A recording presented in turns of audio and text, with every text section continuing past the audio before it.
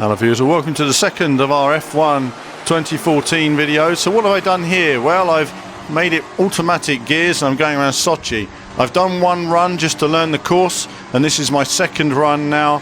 And again, what I'm doing is I'm looking at how the gearing is set up automatically to see how they're using the torque and what they're suggesting in terms of gear shifting. Saves me a lot of time as I only had 1 hour to record the videos. So I thought, hey, let's jump on, learn the course and maximise the car, see what we can do. Racing as Daniel Ricciardo, top bloke, hope he does well at the race as well, and we'll see how we get on with the course. Already I'm using the maximum of the course lines, it's okay, Charlie Whiting cleared it, we're all good to continue. So, round the first few corners, nice flow to the course actually, I'm enjoying the driving so far. I think the course has a nice flow to it. I think so far it's lacking a little bit of undulation as we go around this lap here, trying to use all the corner. Tricky entry to that one, much slower than you expect, and I find there's always wheel spin on the exit. I'm still trying to keep the car with a bit more speed, but again that's a bit more practice required in learning how to maximise some of these corners. Slow entries are quite tricky, especially if you want to blend the throttle on the exit before the high speed section here.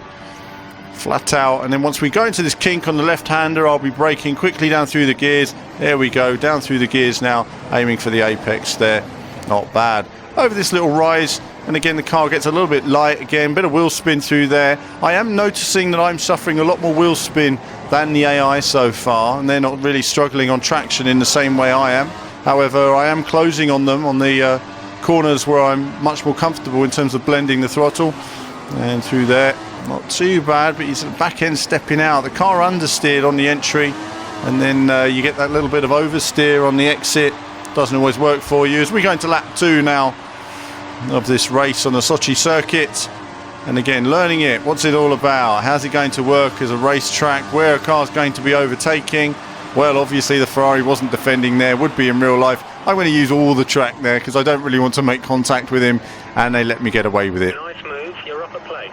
There we go, and the engineer's happy as well. Good man. So on to lap 2 then. We're going to see if we can close up on the cars in front.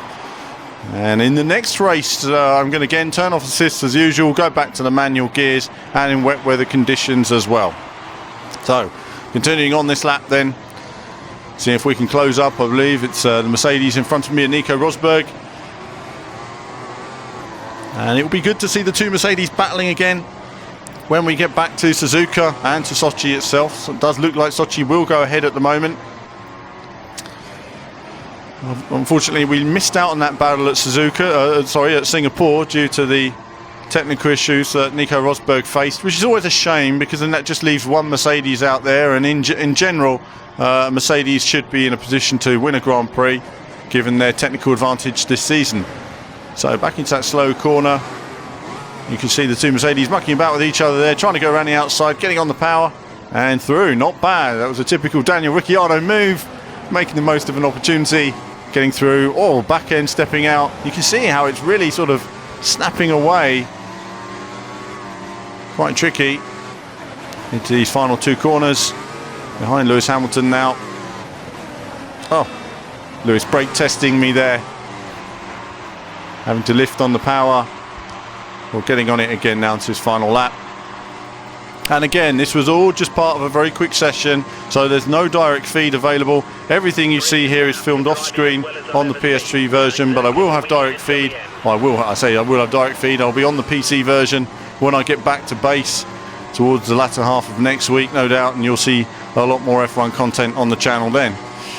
Do let me know what you'd like to see, cars, circuits, combination, weather, and I'll do my best to get into knocking out lots of videos. There'll be commented runs, there'll be non-commented runs. But as you know, every year I always do my best, given the access to cover these games and give you a fair portrayal of what they're all about. And so far, I think that it's been a tough period for F1, obviously not coming out on the new consoles this year. That was always going to, set them back with some of the fans that have wanted to see something new. But having said that, I do think there's enough new in every version of the game every year. We have new courses, we have new cars, we have new handling. There is new stuff here if you want to find it. It's not always the same as the last version. At the same time, Codemasters like to provide something fresh every year. You can see the back end stepping out. It's just so tricky in these slow corners. I just can't get on the power. I'm trying to get on the power a bit earlier to catch these guys in front of me, but it's not happening. And then that sent me wide there. The car was never really stable. And we go through the final 2 corners and unable to get past Lewis this time. But that was the second run on Sochi. We'll be looking at the third run in just a moment. That'll be in wet weather conditions with manual gears as well. But there'll be more from me very soon.